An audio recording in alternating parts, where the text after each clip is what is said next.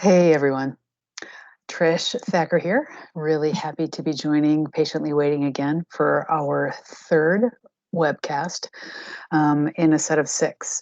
So last time that we went through the information on trauma, I said that we have a five series session, but it's actually six. So I do apologize for that. So today's the third. We'll be talking about temperament. We've already talked about attachment. We've talked about trauma. Today we'll talk about temperament. Next month we'll talk about shame. The following month we'll talk about finding calm. And then on our sixth session, we will talk about putting it all together. And then also please remember that we will have a live Q&A session in about 2 weeks, and you'll receive an information and invitation to that through Patiently Waiting and Carrie Knockin. So thank you again so much for joining me today. It's always a pleasure to join y'all.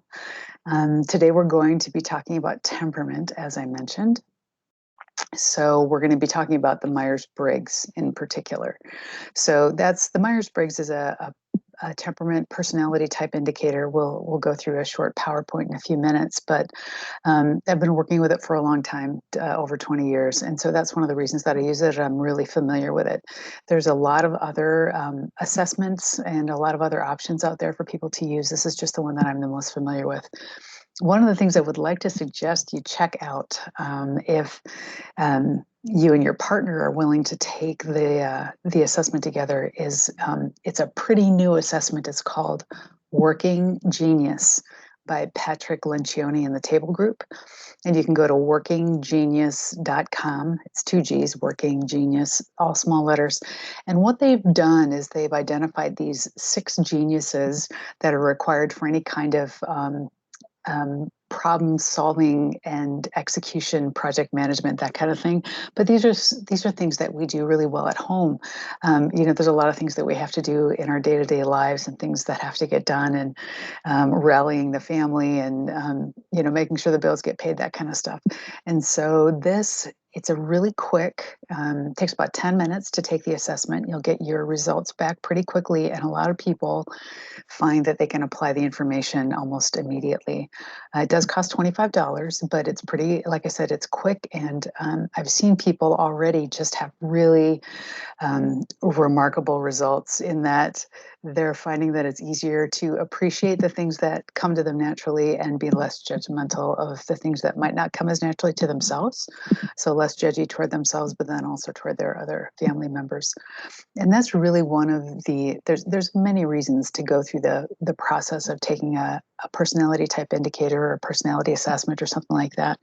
But one of the things that I found is most helpful as relates to relating with other people is that it gives us neutral language to talk to each other about the things that are hard in particular. So if I'm struggling with, let's say, my son maybe isn't picking things up around the house or something, it would be easy for me to attribute that as a lack of virtue or a negative character trait, when what it is just something that in many ways might not even occur to him, and his threshold for those things are much different than mine. And so using the language around Myers-Briggs or any other kind of assessment can be really helpful. So if someone tends to not mind having a kind of maybe a messy environment, that might be because they're a P on the Myers-Briggs. And so I can talk in those terms about, the P is coming in to like give me a hard time, or we can talk about those terms instead of saying like there's something wrong with you or you are making me angry. We can talk about the behavior in these neutral terms. And I think that's one of the real great benefits of using these kinds of tools. So let's get started. I'm going to share my screen here. All right. So we're talking about temperament, Myers-Briggs in particular.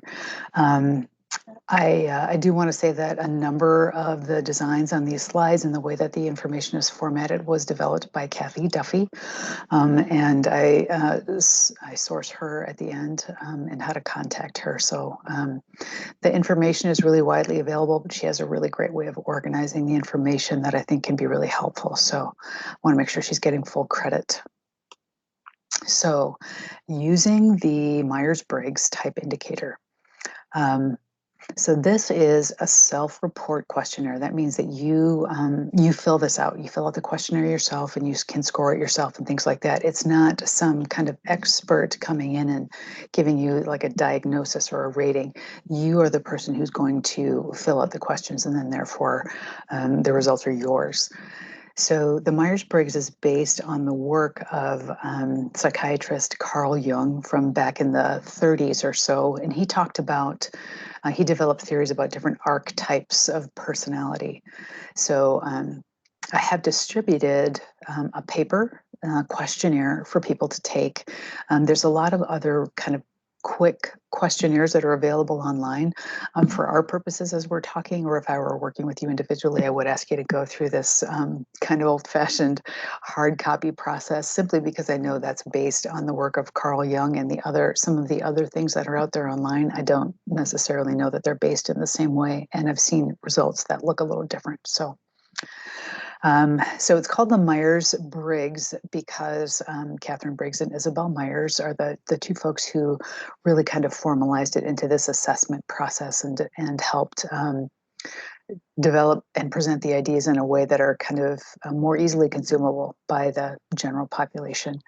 And it's one of the most widely used instruments for understanding personality traits and differences and things like that. So it's my understanding that it's been standardized down to age 16, so you can give it to lots of folks. It hasn't been standardized for children, to the best of my understanding. I believe they're working on that, but I haven't seen one yet. So MBTI, Myers-Briggs Type Indicator. So the Myers-Briggs is a tool, as I said, or a framework for understanding our own personality type and the personality types of other people. So it's called an indicator because it's not a test. There's no right or wrong. It kind of points us in the direction of our preferences. And it's looking at normal behavior. It identifies preferences rather than competencies or abilities or skills. So this means I can function in the other areas, and many times I'll have to function in the other areas in order to be a successful, productive adult. But my preferences are the areas where I will most easily, I can kind of get into a groove. It's easy, it comes naturally. And then, of course, we always want to remember that there's no type or as we look at the different continuums, no personality type, no combination is better than another. In our Western culture, we tend to overvalue some personality traits, but really we need all of them in order to function well as teams and couples and families and a society in general. So I just want to take a moment to talk about that concept of preference. So if it's a preference, so if I score, I'm an INFJ. So these are my preferences. This is something that comes easily to me. It's natural, it's quick, comfortable, effortless. I don't have to think about it. So I can work outside my preferences, absolutely.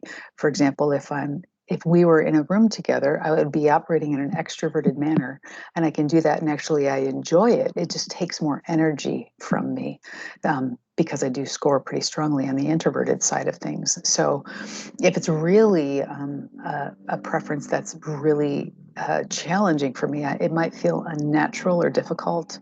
I might come to it more slowly. It might feel awkward. And it will often take more energy than those things that come more naturally to me or to you. So the kind of just the underlying basic assumptions of this idea of type theory. So this is a questionnaire that assesses, again, those preferences. Preferences, they're not absolute. Everybody uses all 8 of these in different, intensities over time and things like that. We just have things that come more naturally to us. And preferences are not abilities. They don't tell you what you can and can't do. It just tells you things that are going to come more naturally to you. There's no better or worse types, as I said. All types have strengths and challenges and potential. And people are the best judges of their own type. When people start to argue, like, no, I think you're really this, you want to be careful about doing that. So now we can have feedback and conversation. If someone maybe has a blind spot or something like that, we can have those conversations, but we generally want to allow people to figure out what their type is on their own. So the scales, the preference scales, are introversion and extroversion, sensing and intuition, thinking and feeling, judging and perceiving. So now this is not to say that someone who has a sensing preference lacks intuition. This doesn't mean that someone who has a thinking preference is on feeling, or that someone with a feeling preference is on thinking. Most often people get misconstrue the J and the P, the judging and perceiving. Just because someone is a J, that doesn't mean they are judgmental. This is kind of an older label that was given to how we go about tasks and complete things, and how we perceive the world and order our time and order our tasks and things like that. So it doesn't mean someone is judgmental. It means, as we'll get to, more around closure and predictability and those kinds of things. So looking then at introversion and extroversion, how are you energized? So for people who have an extroversion preference, they're energized from the outside, outside. They're extra from the outside, from people and things. They're often talkative, can be really easy to get to know. Someone who's really extroverted, someone, you might say that they've never met a stranger because they can just strike up a conversation with anyone. Whereas, an introvert might watch an extrovert going, I just don't even know how you do that. So some of the things that come along with extroversion are a tendency, not always, but a tendency to act and then reflect. People with a strong extroversion preference really need relationships. It's really critical for them to be around people and to be able to talk to people and process things out loud. They tend to express emotions. They express thoughts. E for extroversion, E for expressive, those kinds of things. One of the things, and again, this is why why understanding the preferences can be helpful, is that an extrovert might seem kind of shallow to an introvert because they are around people, they talk. A funny thing about introverts is that they really tend to hate to repeat themselves, whereas an extrovert doesn't mind repeating themselves. And so an introvert might view that as like, don't you care that you just said that? Which is, again, really judgy. And by the same token, an introvert might, in the desire to not repeat themselves, might actually just not say something. And that's something that has to be worked on as well. So as far as where you get your energy, the extrovert gets their energy from outside, from conversation, from people, from events, experiences, those kinds of things. So for someone with an introversion preference, they're energized from the inside, from their thoughts and feelings and reflections. They need to, instead of talking through things, which is what an extrovert does. Sorry, an extrovert thinks out loud. An introvert thinks inside. So an extrovert talks through things, and an introvert thinks through things. Someone with an introversion preference might come across as reserved or hard to get to know. And just as an extrovert might act and then reflect on their actions, an introvert is more likely to reflect and then act, or reflect and then not act, depending on how they process that information. So while an extrovert needs those relationships, introverts need privacy. Now, don't get me wrong. People with an introversion preference absolutely need relationships. We all absolutely need relationships. What this means is that an introvert also needs time alone to think. So part of that thinking is when an introvert is kind of taking their experiences and information and fitting it into this broader, kind of structure of how they understand the world, and they're fitting things together and having things make sense. So an introvert will take all this information, bring it in and understand it, and then they can often then, if they choose to share it, will give it out in sometimes even in simpler terms. And that's one of the strengths of someone with an introversion preference. Someone with an extroversion preference is going to be able to take in a lot of information all at once and then react and respond to it pretty quickly. So a lot of times we'll see people with an extroversion preference in leadership roles because they're able to do that. That doesn't mean introverts aren't good leaders. They can be really good leaders. They do it differently.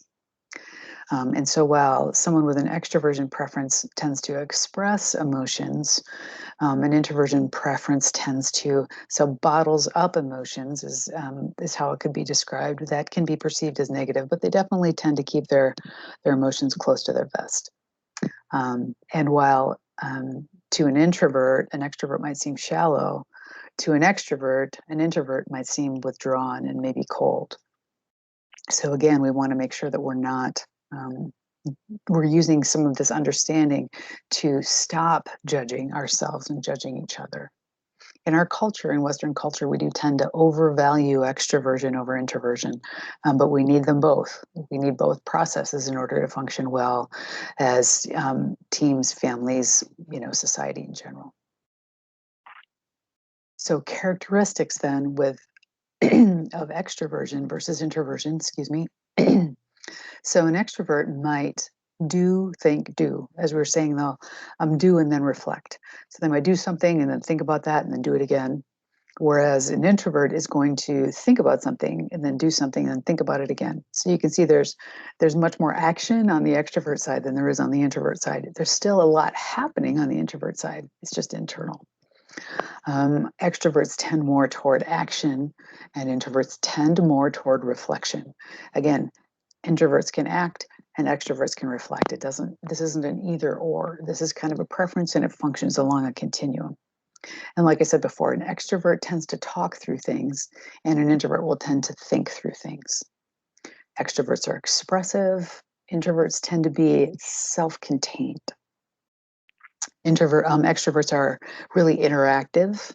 They thrive on interaction, and introverts really thrive on the ability to concentrate on and focus on things. Extroverts tend to have a breadth of interest, whereas introverts tend to have a depth of interest. Now, that doesn't mean that extroverts can't have broad and deep information and understanding, and it doesn't mean that introverts can't have the same broad and deep. But given their preferences and the opportunity to operate, an introvert is generally going to go really deep into something, and an extrovert is going to have many things that interest them because, again, they're getting all of this from the outside. So, moving then to the next set, there's sensing and intuition. So, this is the kind of information that you prefer to gather. This is how you get your information and what you trust, sensing versus intuition. So, for sensing, what that means is that you get your information from your senses, what you can see, hear, taste, touch, smell, feel, that kind of thing. Literally, your senses. And intuition tends to come from inside. So it's kind of that intuitive knowing. And so, going back through then, for someone with a sensing preference, they're going to prefer information, like I said, coming from those five senses. And the intuition preference prefers information coming from association. So I'm putting things together. I'm remembering that this connected to that. And again, I might have that internal sense of knowing. The sensing preference focuses on what's real. Again, concrete. Why do you think that? Well, I think that because A, B, C, and D. And I can even go A1, A2, B1, B2, again, kind of concrete, rational, moving forward with how they're getting their information. People with an intuitive preference tend to focus on what might be. There's this recognition of potential. And so they can see what's real, but their focus will tend to be on so with what is real here, then what can happen with it? What's that potential? And a sensing preference is going to value that practical application, kind of concrete, sequential. And the intuitive preference is going to value imagination and insight. People with an intuitive preference tend to be more on an innovative side, and people on a sensing preference tend to be more on the execution side of things. So characteristics, sensing versus intuitive. So again, sensing is going to prefer facts. Give me the facts, just the facts, ma'am. And someone with an intuitive preference is going to prefer ideas, thoughts, potential, again. Someone with a sensing preference is going to want to know the specifics. Someone with an intuitive preference will tend toward big picture understanding. So again, that doesn't mean that the intuitive can't focus on specifics, and it doesn't mean that someone with a sensing preference can't see the big picture. So again, it's all on a continuum. This is a preference. So a sensing preference is going to prefer something that's realistic. Again, kind of think concrete, sequential. And someone with an intuitive preference is going to prefer ideas that are imaginative and creative. Sensing preferences look at the here and now, and the intuitive preference often anticipates the future. The sensing preference is really practical, concrete, sequential. The intuitive preference is often theoretical, conceptual. Again, ideas, innovations. How can we make it better? How can we change it? The sensing type, practical, observant, tactical, execution. Those kinds of things are what a sensing preference is going to focus on. And you can see that we need both. We need big picture innovation, imaginative, theoretical, conceptual ideas of how things are and how they can be. And we absolutely need the practical, concrete, sequential, tactical execution of that sensing type. So thinking and feeling. So with a thinking preference, someone with a thinking preference makes decisions by stepping out of the problem to be objective. They're going to think their way through problems. They're going to be great at rational, logical problem solving. Someone with a feeling preference is going to make decisions by stepping into the problem with compassion. And so someone with a feeling preference is going to feel their way through a problem. Now, someone with a thinking preference and someone with a feeling preference with the same values, they may even come to the same conclusion, but that thinking preferenced person will think their way through it, and the feeling preferenced person will feel their way through it. And again, this doesn't mean that a thinking preference is on feeling, and it doesn't mean that the feeling preference is on thinking.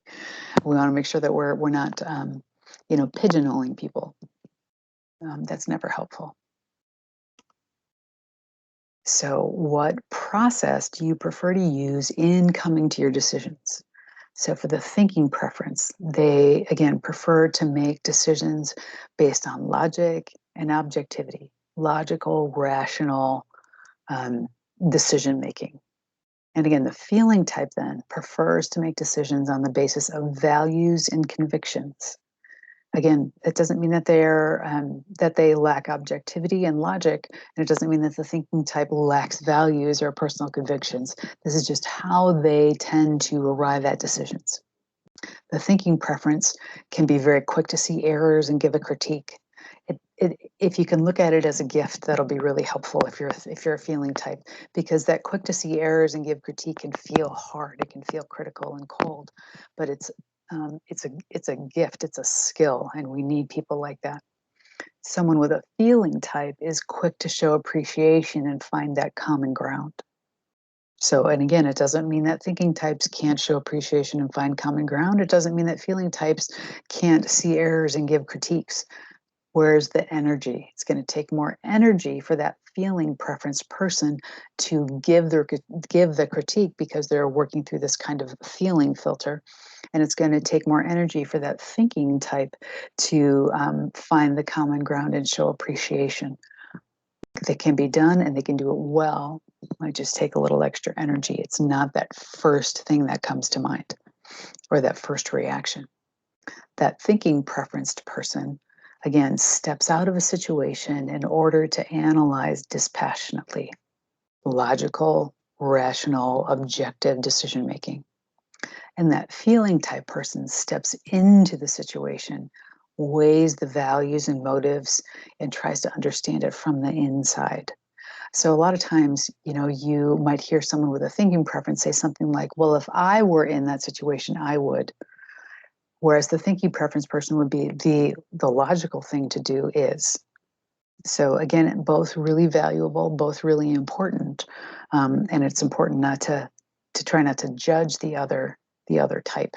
It doesn't mean that the feeling person is illogical. It means that they feel through a different process. And it doesn't mean that the thinking person is mean. They think through a different process. So characteristics, thinking versus feeling. So someone with that thinking preference is going to be guided by cause and effect reasoning. Again, logical, rational, analytical problem solving. Cause and effect, if this, then that. And the feeling preference person is going to be guided by values like what's right and wrong, that kind of thing. The thinking preference is going to use logical analysis, and the feeling type is going to understand the other person's point of view.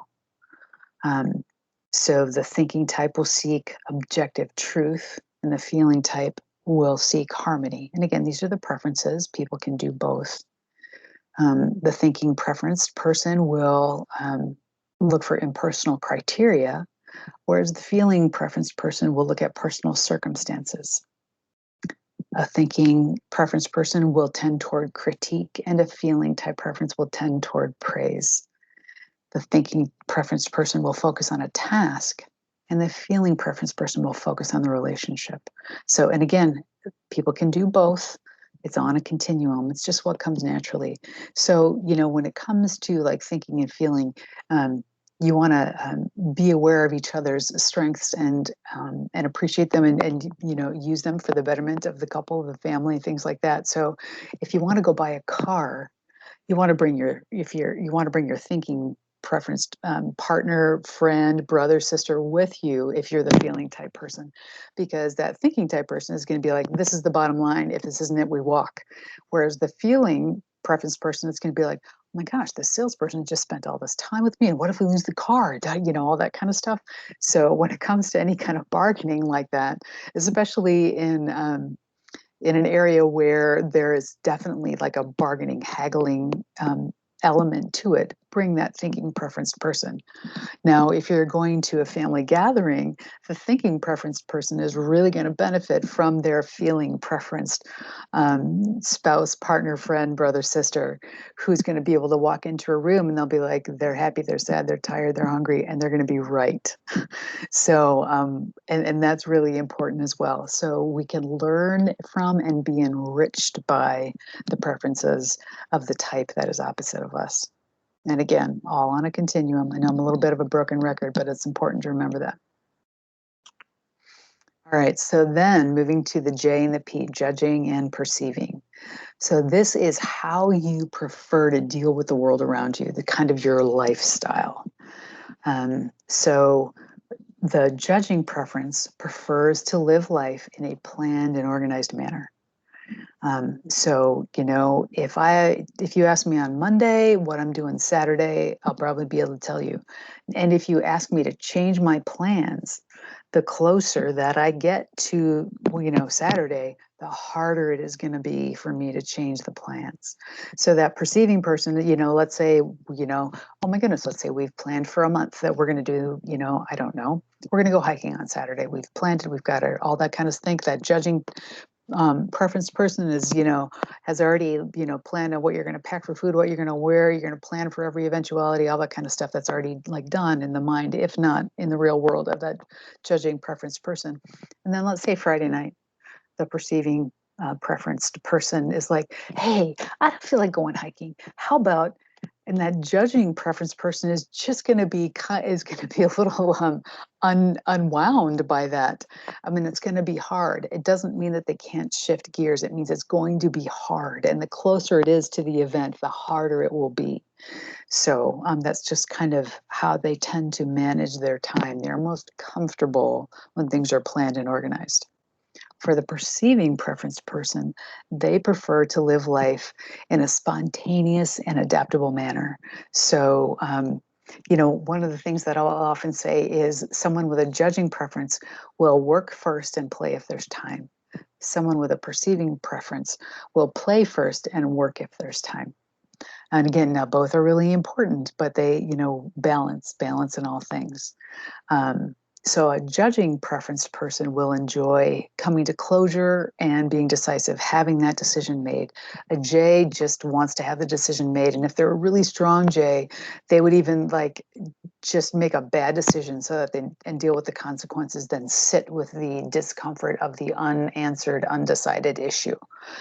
The perceiving type person enjoys keeping their options open and being curious. I mean, they're energized by that and they get really uncomfortable when the decision gets made. They feel kind of hemmed in by that.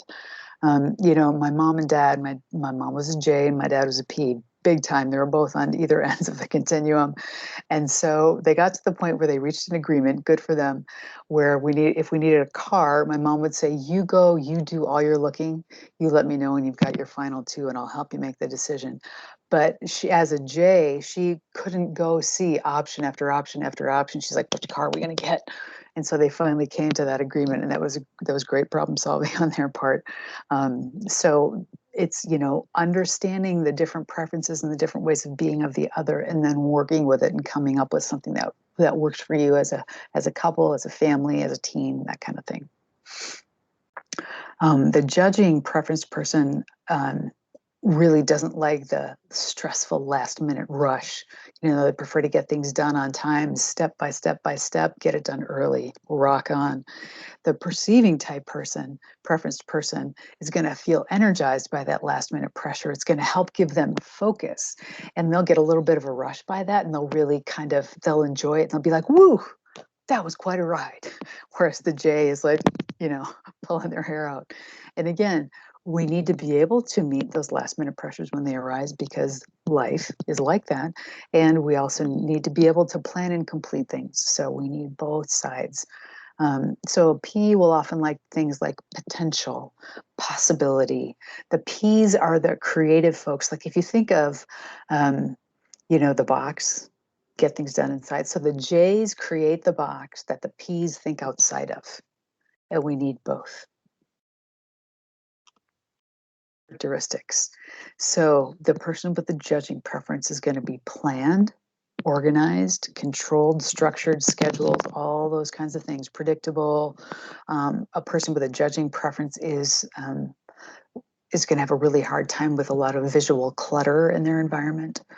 The perceiving preferenced person is going to be flexible and emergent and unconstrained, go with the flow, spontaneous. They can be in the moment in a really, it'll come much more naturally to them than the judging preference person who will really have to work at that. And so again, we need both. We need the spontaneity and the creativity and the flow of that perceiving preference person. Then we also do need to have things that can be organized and planned and controlled and structured. We absolutely have to have both. All right, so the type table, and this is just kind of a guide. There's 16 types, and you can see that each type has been given kind of a moniker or a descriptor. Going through the ISTJ with the inspector, protector, counselor, mastermind, and you can see going through all of them. Again, the intuitive types tend to be innovative. They tend to be renewers of people and systems. And the folks with an introversion preference tend to be, again, they take that information in and understand it. And you can see as you go through, you're all able to read it, but I guess I'll go through some of them. So like that ISTJ, introverted. So taking that information in to make sense of it, sensing, concrete, sequential. Thinking, logical, rational decision making. And J, orderly, controlled, those kinds of things. The inspector, right? Completely makes sense. Let's go to what's the opposite would be an ENFP. Where's the ENFP in there? Okay, the champion. So think about that. Extroverted, so really good at developing relationships, conversation, thinks out loud. Intuitive, so is always seeing the potential, the big picture. How can this move into the future? Feeling preference, so really cued into how people feel. And then that perceiving type, so go with the flow, really spontaneous in the moment. You can see how that personality type would be the great champion of people and causes, because they can just get behind it in the moment. They can, forge forward. So if you take the different elements and put them together, you can kind of see how they would fit into these different types. In our culture, in our Western culture, the ENTJ listed here as the leader, and also an ESTJ, they tend to be leaders in our world because they're extroverted, so they can take in that information, they can make quick decisions, easy to meet in the sense that they're able to be talkative. They have that T, thinking, logical, rational thought process, and then the J, so that they can get things, they can order things and get them controlled and predictable and things like that. And then it's a matter of the intuitive, whether it's kind of that imaginative big picture part, or the sensing, which is more of that tactical, concrete operational part. But you can see where in our culture that would be something that we in our culture tend to value in a leadership role. Doesn't mean that any of the other kinds can't be excellent leaders. An INTJ is an excellent leader, mastermind. They are able to just take complex systems and understand them and boil them down into simple terms, and then move them into the future. And then with that introverted ability to take things in and understand them, and then present them in their simplest form, so that they can be executable. So every preference, every style has its strengths and its challenges. So take a moment and find yourself on there. Think about if that feels like it fits, kind of that brief descriptor. We'll move on to the next table then. So these are with the dominant preference. So this is what you will experience with them, and how kind of their front-facing trait. So someone who is that ISTJ, you can see in the upper corner, what you're going to see, how they engage the world, is around that S, around that sensing preference. So what they can see, hear, taste, smell, touch, those kinds of things. So that is their preference. That is forward with them. For someone who's an INFJ, what you'll notice in them and how they engage the world, it will often be with that intuitive preference of how they're having this way of knowing and connecting things, and seeing things into the future, that kind of thing. So as you look through and you pick out your type, you'll notice that each one has kind of their forward preference. And those are, again, the things that are on the front edge of how they engage the world. Again, still using all the preferences and then of their type, but then also able to be flexible. So why do we need others? And I've been talking a little bit about this as we've been going along here. So the intuitive needs the sensing type to bring up facts, to apply experience, see what needs attention, to have patience and be realistic. An intuitive type might just like, let's just make it happen. Whereas that sensing type is going to be, okay, sure, but then we have to do this, this, this, and this. So that's really important. The sensing types need the intuitives to see the possibilities and to supply ingenuity and innovation, to prepare for the future, and to have enthusiasm and be optimistic.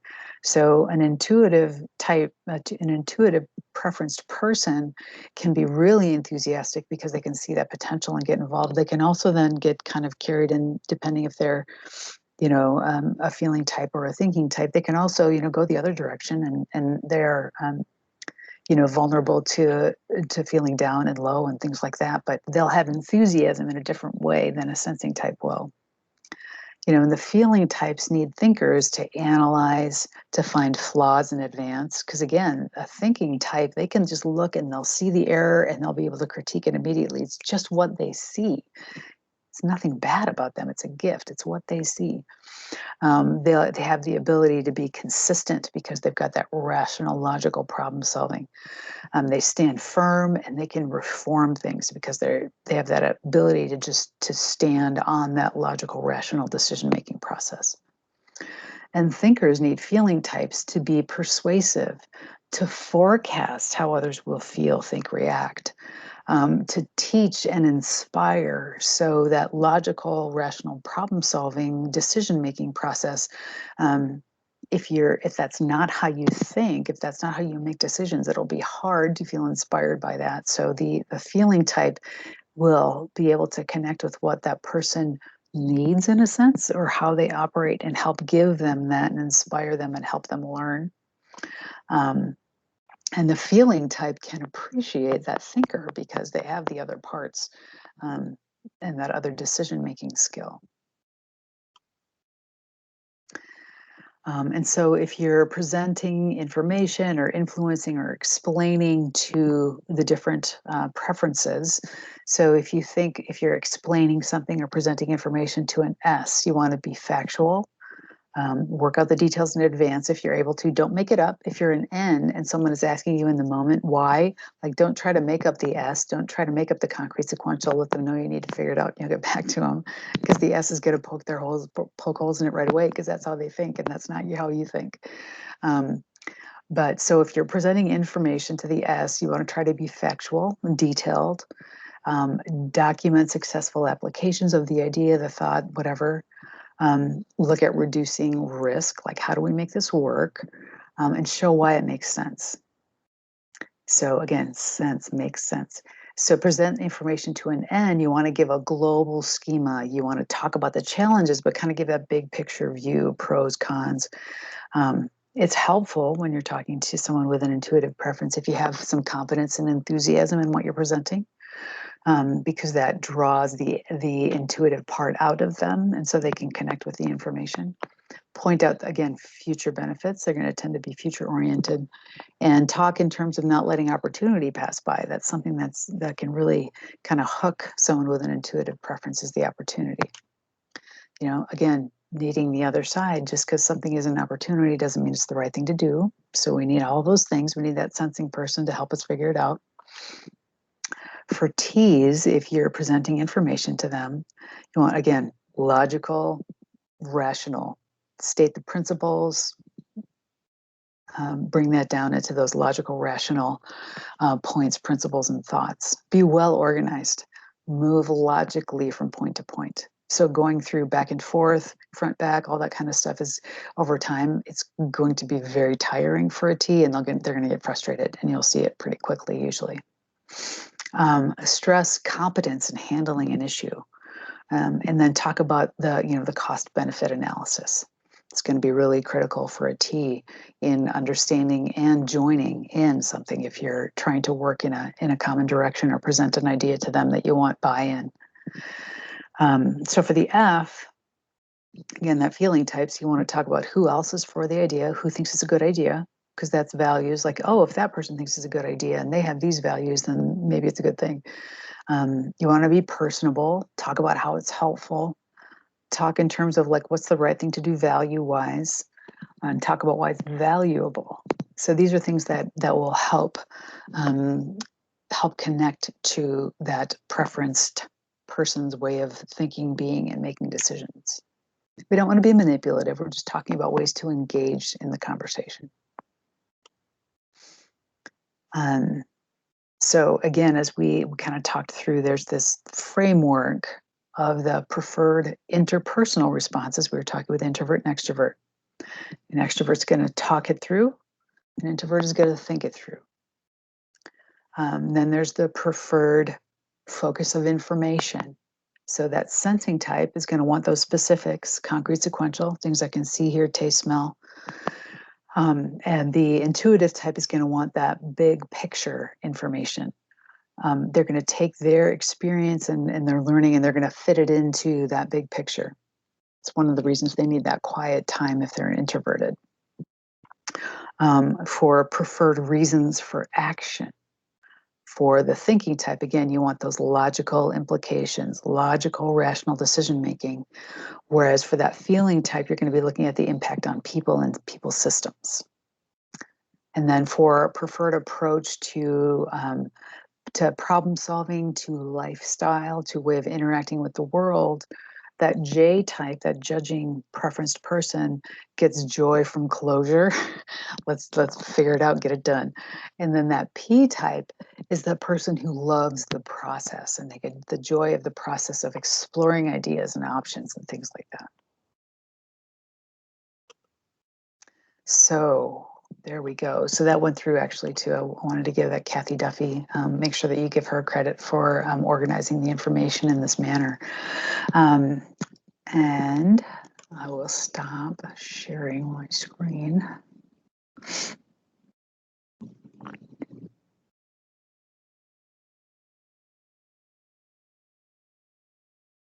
All right, there we go. Sorry about that. Okay, so we've gone through, taken a good 40 minutes, 45 minutes to talk through the temperaments, the types, the preferences. If you've already taken your test, go ahead and kind of measure yourself against what we just talked about. If you haven't, then go ahead and take the test and score it, and kind of compare it against some of those things that we've talked about. For a lot of people, when they take this, especially if their spouse, partner, team member takes it at the same time, it can actually help them figure out, like, oh my gosh, this is why we've been butting heads on this. So some people find that it's immediately helpful. And it can kind of help us understand ourselves and understand the people that we love and work with. So, again, we started this conversation in January talking about attachment, and this is how we get our needs met, how we connect to other people. We talked about trauma and how that can influence attachment, how that affects our ways of being and understanding the world, how it creates different ways of interacting with people and creating these kind of self-fulfilling prophecy kinds of systems, and how we interpret what people do and say. And so now we're talking through temperament, and this is kind of our preferenced way for interacting with the world and people and information and energy and all those kinds of things. And they all influence each other. So there's so many layers to all of us. We have our genetics, we have our environment, we have again, we have preferences.